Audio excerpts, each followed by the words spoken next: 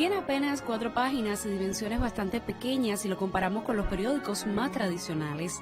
Tiene 22 centímetros por 15 centímetros y medio y es un original del primer número del papel periódico de La Habana, una publicación histórica en el desarrollo de la prensa en Cuba. Es el primer periódico que circuló oficialmente en Cuba y su primer número se publicó el 24 de octubre de 1790. El archivo conserva en perfecto estado este documento. O sea, hay que decirlo que estos primeros periódicos tienen información muy básica, generalmente es información comercial, el movimiento en el puerto de los barcos que llegan, ese tipo de información que va, o sea, se va progresivamente incorporando otros temas como costumbrismo, temas literarios, temas ya políticos propiamente, pero en estos primeros periódicos prima sobre todo la cuestión comercial. Aunque no fue el primer periódico que existió en la isla, sí fue el primero en circular oficialmente y el de mayor impacto social en la época.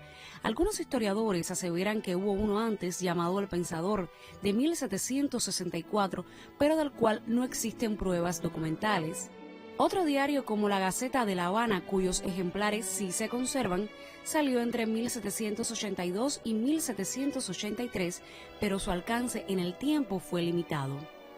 El papel periódico de La Habana publicó inicialmente artículos costumbristas firmados de manera anónima, pero tras los cuales estaban algunos de los más prominentes intelectuales de la época, entre ellos Manuel de Sequeira y Arango. Su primer número fue un texto tipo prospecto cuyas líneas explicaban la importancia social de un papel periódico, su misión y objetivos. Trataría temas de economía, agricultura, comercio, ciencia, literatura y arte. Pero la colección de periódicos del archivo de la Oficina del Historiador de la ciudad de La Habana conserva otros muy diferentes, como este, por ejemplo, escrito a mano a finales de 1870 por los cubanos emigrados en España. Se llama El Deportado, o sea, es un documento que hacen los cubanos que están deportados en Chafarina, ¿no? por su vínculo con el movimiento independentista o por cuestiones políticas, y ellos hacen su periódico, y es un periódico hecho a mano, o sea, es muy raro, y además que tiene la belleza esa de rudimentaria, ¿no? Y sobre todo porque muestra y evidencia esa voluntad que tiene el cubano por seguir difundiendo lo que pasa en Cuba, por reforzar y hacer patente su nacionalidad. Y como uno de los diarios más valiosos del archivo, aquí están varios números de Patria, periódico fundado por José Martí el 14 de marzo de 1892 en Nueva York. Una publicación trascendental para el periodismo cubano, y tal es así que el Día de la Prensa Cubana se celebra cada 14 de marzo en honor a este periódico y al apóstol cubano. Fueron 522 números, el último de ellos salió el 31 de diciembre de 1898. Solía salir cada sábado y tenía 4 páginas.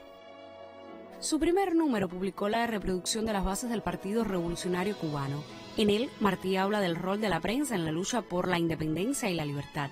Y hubo varios números de gran trascendencia, pero uno de ellos fue el ejemplar del 17 de junio de 1895, donde se anunció la muerte de Martí, y el siguiente, el correspondiente al 25 de junio, le fue dedicado al ilustre periodista, escritor, poeta, político y pensador cubano.